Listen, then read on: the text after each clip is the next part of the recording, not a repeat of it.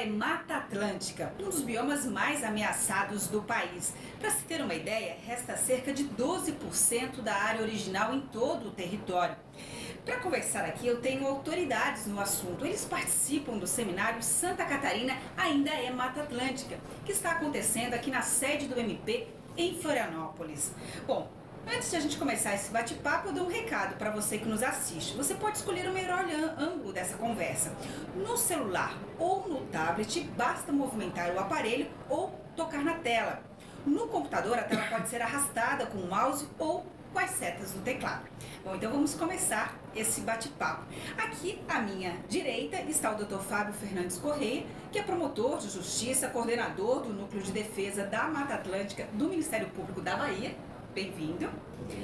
Aqui à minha esquerda, Dr. Daniel Martini, promotor de justiça, coordenador do Centro de Apoio Operacional do Meio Ambiente do Rio Grande do Sul. Bem-vindo. E à minha frente, então, Dr. Paulo Antônio Locatelli, que é coordenador do Centro de Apoio Operacional do Meio Ambiente de Santa Catarina. Então vamos conversar então sobre Mata Atlântica. O senhor, Dr. Locatelli, é um idealizador desse seminário que acontece aqui em Florianópolis, né? O que fazer para tentar conter esse desmatamento, manter, né, o que resta da Mata Atlântica? Em todo o território é cerca de 12%. Aqui em Santa Catarina, cerca de 30%, né? Bem, a primeira providência que a gente deve adotar, tanto no Ministério Público quanto pelos outros órgãos públicos e sociedade, é conhecer a lei. A partir do momento do conhecimento dessa legislação, que está há mais de 10 anos em vigor, é implementá-la. E é isso que está faltando em Santa Catarina, motivo desse encontro hoje com o Ministério Público e vários órgãos públicos que atuam na área ambiental, de forma a difundir a sua aplicação como norma especialíssima que é, se sobrepondo a qualquer outro tipo de legislação, como o Código Florestal, o Código Ambiental Catarinense, planos diretores, que ela deve preponderar e ser efetivamente aplicada. É a única maneira de a gente garantir a preservação desse bioma. Doutor Martins, e para isso são muitos os desafios, né?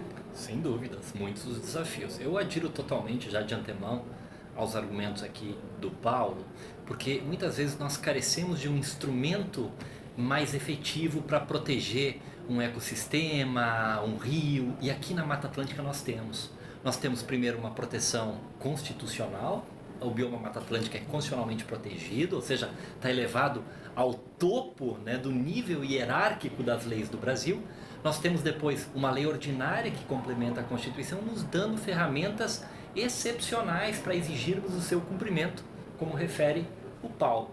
Agora, os desafios são muitos. Nós precisamos estruturar o próprio Ministério Público, organizar o Ministério Público, preparar o Ministério Público para atuar em defesa da Mata Atlântica. Precisamos também do apoio fundamental da Polícia Ambiental, da Polícia Militar, dos órgãos ambientais que precisam estar estruturados.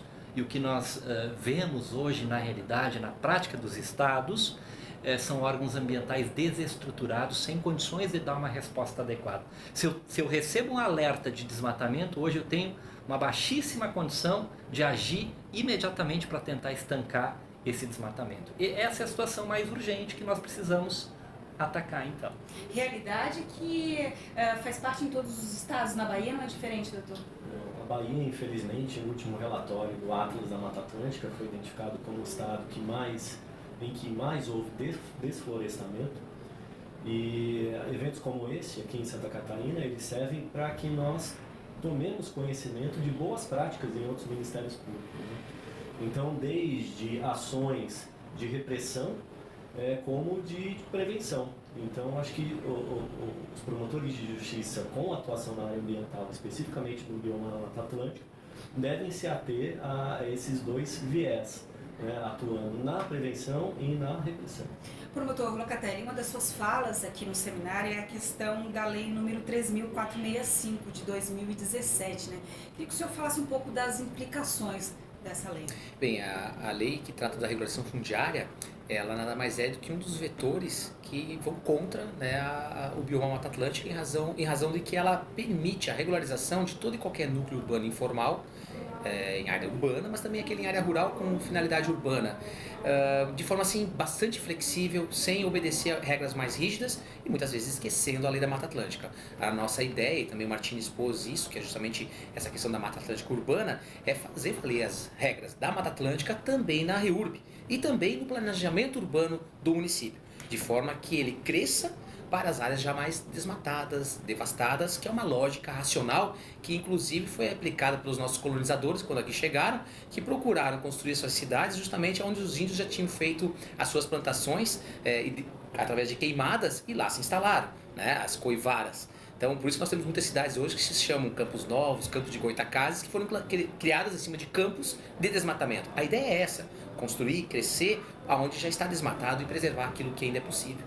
Uma visão assim a médio ou longo prazo, doutor Martini, o que é preciso ser feito de fato, né, para que a gente possa então manter esse bioma, o bioma Mata Atlântica em todo o território, especificamente naqueles estados onde ele faz parte de toda a cobertura, né?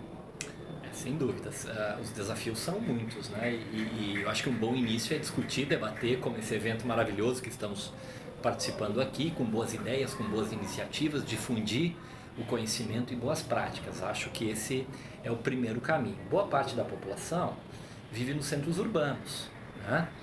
Grande parte da população nacional vive nos centros urbanos. Então me parece que um passo importante é a gente tentar, pelo menos, conservar, e essa é a palavra, conservação, conservar o que nós temos no ambiente urbano, né? Evitar uma degradação ainda maior. E a partir daí, então, partir para a restauração de áreas degradadas, que a lei tem um enfoque nesse sentido também. Então, repito mais uma vez, nós vamos cumprir a lei, vamos fazer cumprir a lei, que vai estar ótimo, que vai estar bom, teremos ótimos resultados. Falando então que essa é a atuação do Ministério Público, né, doutor Fábio? Sim, eu reafirmo a fala do Dr. Paulo no sentido de conhecer para aplicar. Então, nós tivemos algumas regressões em relação ao Código Florestal, há discussões acerca de uma lei geral do licenciamento ambiental, contrárias aos interesses do meio ambiente, e não tem dúvida que a vez da Mata Atlântica irá chegar. Então, nós já temos que ficar preparados, né, para algum enfrentamento na área política, na área jurídica, de resguardo da lei da proteção da vegetação nativa do bioma Mata Atlântica. Quem nos assiste, né, a sociedade que está acompanhando esse debate, ela deve fazer parte de tudo isso. É fundamental. Quando a sociedade dá respaldo para essa atuação, quando a sociedade se mobiliza, por exemplo, o colega citou muito bem, nós estamos enfrentando um desafio agora, uma possível mudança legislativa no licenciamento ambiental que tende a enfraquecer, se não acabar com o licenciamento ambiental. O próprio Código Florestal brasileiro, que vem a diminuir muito a proteção às florestas brasileiras. Então, talvez a próxima dessa lista seja a Lei da Mata Atlântica. Então, a sociedade tem que se mobilizar. Porque quando a sociedade respalda a atuação, quando a sociedade se mobiliza, a mudança para pior é muito mais difícil.